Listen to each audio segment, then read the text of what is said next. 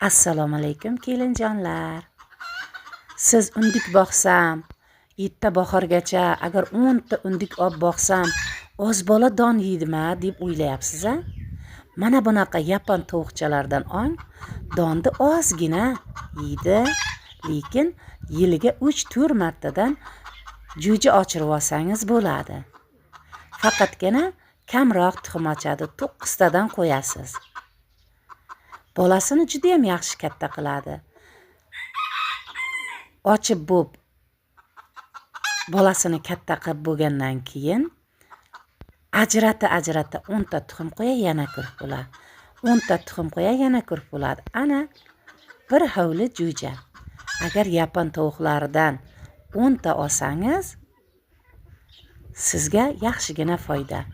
Qishi bilan tug'ib beradi, bahorga borib ko'rib bo'p, kelasi yilga bir hovli tovuq bo'ladi uyingizda.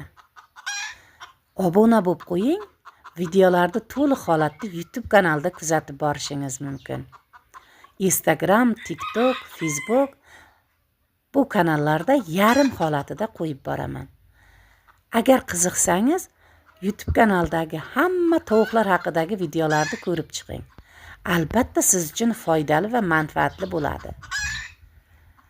Siz kelasi yil tovuq boqmoqchi bo'lsangiz, albatta avgust oyida olishingiz kerak. Sovuq tushmaydi, tovuqlar kasal bo'lmaydi o'sha paytida.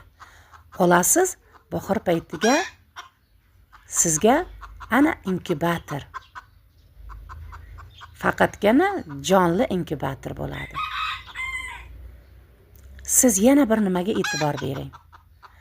Mana bunday yapon tovuqlarni iloji boricha kasal bo'lmasin desangiz, oq rangidan emas, qora rangidan olganingiz ma'qulroq.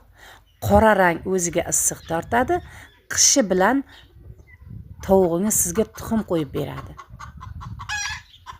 Ham kam xarajat, donni kam yeydi. Tovuq boqmoqchi bo'lsangiz, albatta don sezoni paytida xaltalarga xalta don olib qo'ying. Tovug'ingizga yaxshigina katak yasang qish uchun. Yozgi katangiz ham yaxshi bo'lsin. Siz videolarni hammasini oxirigacha kuzatib borsangiz, o'zingizga foydali ma'lumotlarni olasiz va tovuq haqidagi tajribalaringiz yanada ko'payadi. Har doim bozordan tovuq olishda e'tiborli bo'ling. Tovuqlarni arzon deb kasalini olib